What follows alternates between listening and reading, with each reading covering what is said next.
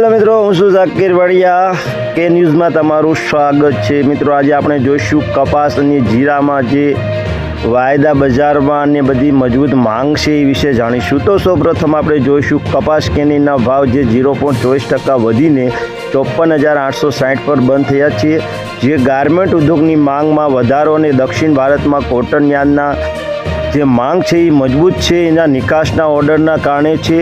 જો કે યુએસડીઓનું અપલેન્ડ કપાસનું સાપ્તાહિક નિકાસ જે વેચાણ છે એ અગાઉના સપ્તાહ કરતાં 47% ઘટ્યું છે।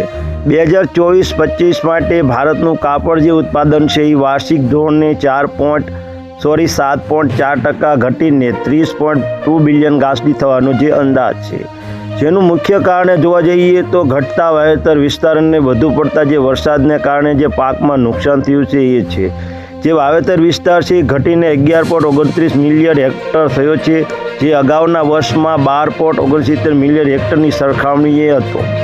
કારણ કે ખેડૂતો ભારતના જે અગ્રણી કપાસ ઉત્પાદક રાજ્યમાં જોઈએ તો ગુજરાતમાં અત્યારે મગફળી જેવા વધુ નફાકારક પાક તરફ જે ખેડૂતોએ વળ્યા છે, તેથી કપાસનું ઉત્પાદન ઘટવાની પણ ધારણા છે। ભારતની આયાત ગયા વર્ષે 1.75 બિલિયન ગાંસડીથી વધીને 2.5 બિલિયન ગાંસડી થવાની ધારણા પણ છે, જ્યારે નિકાસ છે એ 2.85 બિલિયન ગાંસડી છે, જે ઘટીને 1.8 બિલિયન ગાંસડી થવાની શક્યતા છે। નીચા ઉત્પાદન છતાં સ્થાનિક જે માંગ છે એ 31.3 બિલિયન ગાંસડી પર સ્થિર રહેવાની ધારણા છે।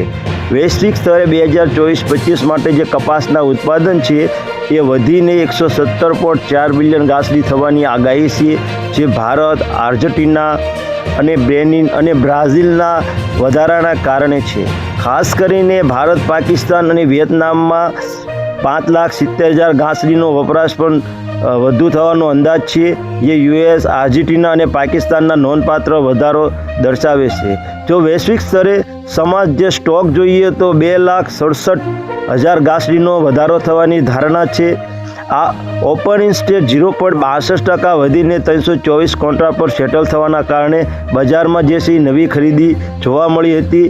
જે કિંમતમાં જોવા જઈએ તો ગાંસડી 54,830 પર હતી, જે 54,810 પર વધી અને પ્રતિકારક રૂપે 54,890 સુધી જઈ હતી, અને જે ઉપર અત્યારે એન્ડમાં જોવા જઈએ તો વધીને 54,930 પર જઈને અટકી હતી। તો આ હતા કપાસ વિશેના સમાચાર। મિત્રો, હવે આપણે જોઈશું જે જીરા છે એ જીરું વિશેના સમાચાર દેશ વિદેશના વાત કરીશું। તો જીરામાં વાત કરીએ તો વાવણીના વિલંબ અને મજબૂત નિકાસના માંગ વચ્ચે જે જીરાના ભાવમાં પણ વધારો જોવા મળ્યો હતો।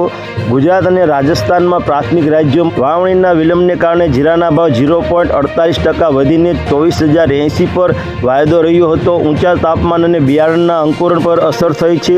ગુજરાતમાં પણ 25 નવેમ્બર સુધીમાં જે જીરાની ખેતી હેઠળ માત્ર 57,915 હેક્ટર જ નોંધાયું છે, જે ગયા વર્ષે જો તુલના કરવામાં આવે તો એ દરમિયાન 2.44 લાખ હેક્ટર થયું હતું। તેનું ચોથા ભાવનું વાવેતર થયું છે, જેની સરખામણીમાં તીવ્ર ઘટાડો પણ નોંધાયો છે। આ 3.81 લાખ હેક્ટરની વધુના સામાન્ય પાકમાં 15% વિસ્તારને દર્શાવે છે। જો વાત કરીએ તો રાજસ્થાન પણ વાવણીમાં 10થી 15% ઘટાડો થયો છે, જે સંભવિતપણે એકંદરે જે ઉત્પાદન છે એ સંભાવના છે એ ઘટશે જ, અને આગળ ઉપર હજી રોગ જીવાતની પણ આવવાનું છે, એ માટે ઉત્પાદન વાવેતરના લીધે ઘટશે। હવે આગળ ઉપર જતાં જોવાનું રહ્યું કે કેવું ઉત્પાદન થાય છે, તેના પર ભાવ વધવાની સંભાવના છે। ભારતનું જે જીરું છે એનું ઉત્પાદન ગયા વર્ષે 24માં 8.6 લાખ ટન થયું હતું, જે આગામી વર્ષે 5.77 લાખ થયું હતું। પરંતુ જો હવામાન સંબંધિત જે વિપક્ષો છે એના કારણે આ વર્ષે 10%નો ઘટાડો થવાની ધારણા છે। વૈશ્વિક મોરચે ભારતીય જીરુની સૌથી સસ્તો વિકલ્પ છે। અત્યારે આપણું જીરું સૌથી સસ્તું જે જાય છે, જેની કિંમત ચીની જીરા માટે $3,250થી $3,300ની સરખામણી મેં 3,050 પ્રતિ ટન 2023 સમયગાળાની સરખામણીએ એપ્રિલ-સપ્ટેમ્બરમાં 2024 દરમિયાન જીરાનો નિકાસ થઈ 70.2% વધીને 1,19,249.51 લાખ ટન થઈ છે। સપ્ટેમ્બર 2024ના નિકાસ છે એ દર મહિને 24.64% અને દર મહિને 162.34%નો વધારો થયો છે। વાત કરીએ તો યુરોપ, મધ્ય પૂર્વ અને માંથી વધેલી માંગ છે એના કારણે પણ જીરાના ભાવમાં વધારો થવાની વાત થઈ રહી છે. જો વાત કરીએ બજારની નવી ખરીદીની તો એનો અનુભવ એવો કહે છે કે ઓપન ઇન્ટરેસ્ટ 0.62% જે વધી ગયો છે, જે 2436 કોન્ટ્રાક્ટ પર થયો છે, જ્યારે ભાવ છે 115 રૂપિયા જીરામાં વધી ગયા છે.